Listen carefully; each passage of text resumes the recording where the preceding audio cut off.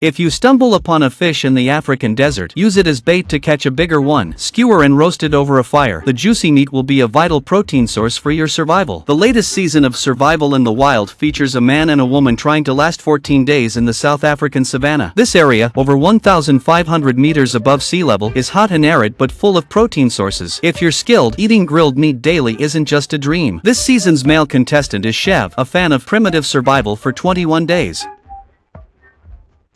Watching survival shows is usually thrilling, so Elsa, a 31-year-old divorcee with 5 kids and a white-collar job in the city, decided to sign up for the experience.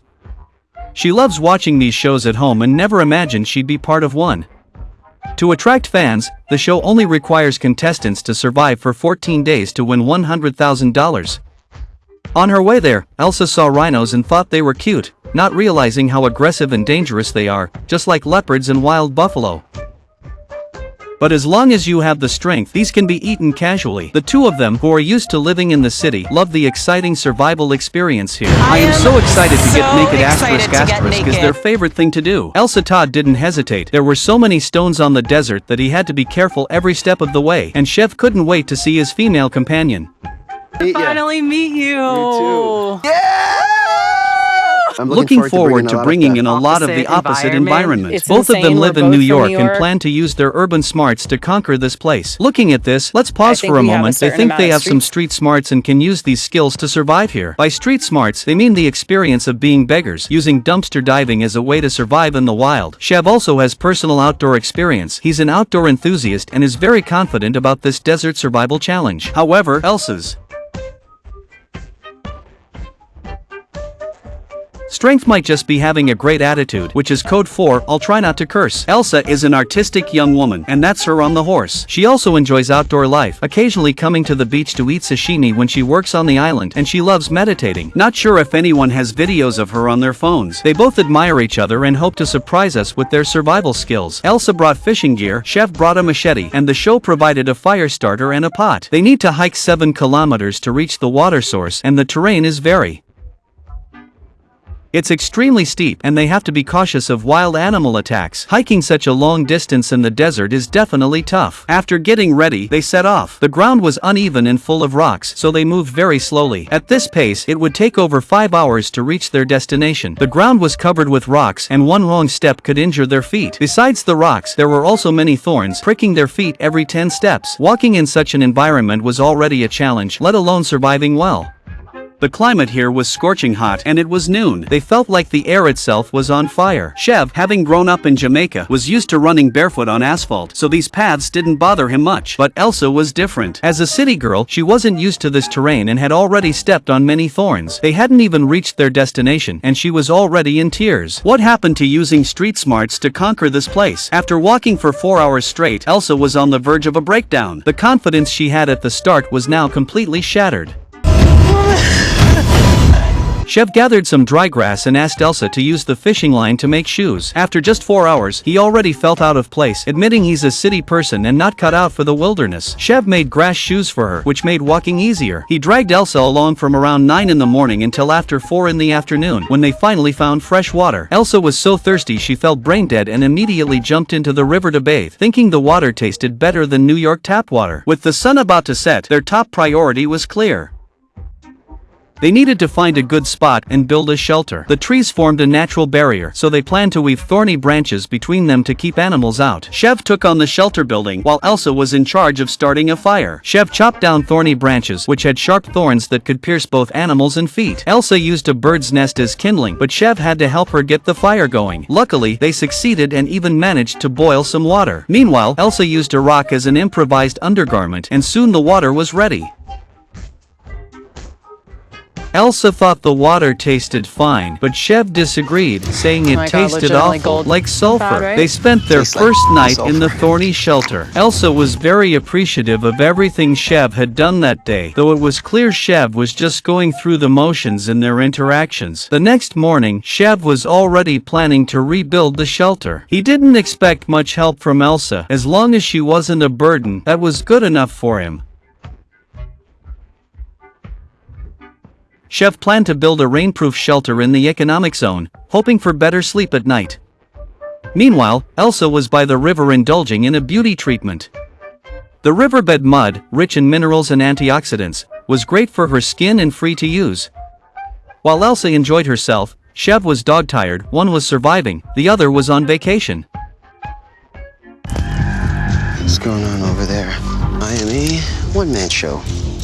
After her little episode, Elsa lies down to rest because the sun is shining on her. She needs to rest for 20 minutes and doesn't help Chev at all. Chev isn't angry, he realizes this is his survival challenge, and Elsa is just a parasite here to share the prize money. It's like Chev does all the work, and Elsa just reaps the benefits. Around 11 a.m., Elsa finally gets up to drink water, while Chev has only managed to set up the framework of the shelter. The midday heat is unbearable, so Chev has to find another place to rest. Elsa strolled over, claiming she was trying to figure out how to conserve energy. Even a crocodile would be scared hearing that. Chev mentioned that if they finished the shelter, they could escape the sun. Elsa didn't respond, fearing Chev would make her work. She then said she felt dizzy, and Chev assumed it was from hunger. He decided to find some scorpions for her to eat. However, he didn't find anything and ended up getting his foot pricked by thorns. Chev rummaged through the rocks on the ground, searching for scorpions. Fortunately, he finally found one and excitedly shouted, placing it on the charcoal to roast. This was their first successful hunt. Though the protein wasn't much, it was still something to celebrate. The scorpion was split in half and tasted like crayfish, quite delicious. On the third day, around 6 in the morning, Chev got up to prepare for fishing. He found a dead fish and planned to use it as bait. Elsa helped organize the fishing hooks. The midday sun was brutal, leaving their skin sunburned. They aimed to work more in the cooler mornings.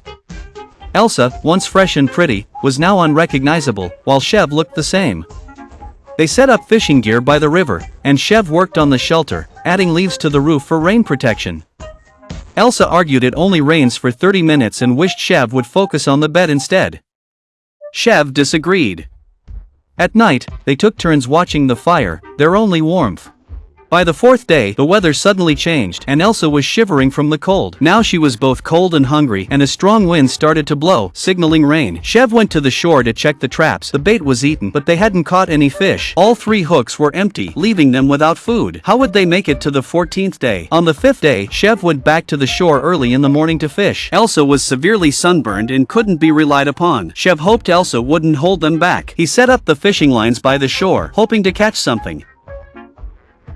At night, Elsa couldn't sleep because of the cold. She felt like she was sitting on ice, shivering uncontrollably. That's the savannah for you, either you freeze or you roast. Chev was doing relatively okay, but she also felt the chill. By the 6th day, after a sleepless night due to the cold, Elsa went to the shore early in the morning to fetch water and gather firewood. They now relied on the fire to keep warm. Luckily, they caught a big fish today, which gave Chev a huge boost of confidence. The fish was enormous, enough to stuff them for a meal. It was an African fish, and eating it made them feel like true survivors. Chev skewered the fish on a stick and roasted it to perfection, tender and flavorful. He didn't mind the heat, but compared to Elsa, he was as dark as charcoal. The fish was delicious, and Chev ate until he was full. No one would rescue Elsa tonight, no matter how much she screamed. The fish boosted their morale significantly. Even if they went hungry for the next 10 days, they felt confident about making it to the 14th day. Elsa even licked the fish bones clean. On the 7th day, Elsa gathered firewood while Chev was in pain from being poked by Elsa's stick all night. On the 7th day, Elsa was out gathering firewood while Chev was in pain from being poked by her stick all night. The memory of it was unbearable. Chev had also stepped on a thorn while fishing and needed a doctor. His feet were cracked and painful from the dry land, intense sun, and wind. After treatment, the doctor left. With Chev limping, Elsa took on more tasks but struggled to start a fire. How could she handle more work? Chev watched Elsa struggle to start a fire. Should I tell her that my hands still work even if my foot is injured? When Elsa couldn't get the fire going, Chev started giving her instructions, which sparked an argument. Clearly, Chev has a temper too. He was livid watching Elsa struggle with such a basic survival skill, his face darkening with anger. His frustration wasn't just about the fire, it likely stemmed from Elsa poking him with a stick last night and now injuring her foot today. What a streak of bad luck. But Elsa couldn't really say much, given her failure to start the fire and her aggressive behavior last night. Chev gathered bird nests to make a fire starter, making things quite awkward. By the 8th day, Elsa had to fetch water daily. With nothing to eat, they could only drink water, and their shelter was practically useless. Every night, Elsa shivered from the cold. They lit 2 fires for warmth, but they didn't help much. By the 9th day, Chev's foot hadn't improved, and the pain was unbearable. The dryness here was too much for anyone not used to it. Chev told Elsa that his foot hurt too much to walk, and he wanted to quit the challenge. But Elsa suggested staying one more night. Chev was very grateful for Elsa's effort, so he decided to stay another night to see how things went. On the 10th day, the wind was very strong, and Elsa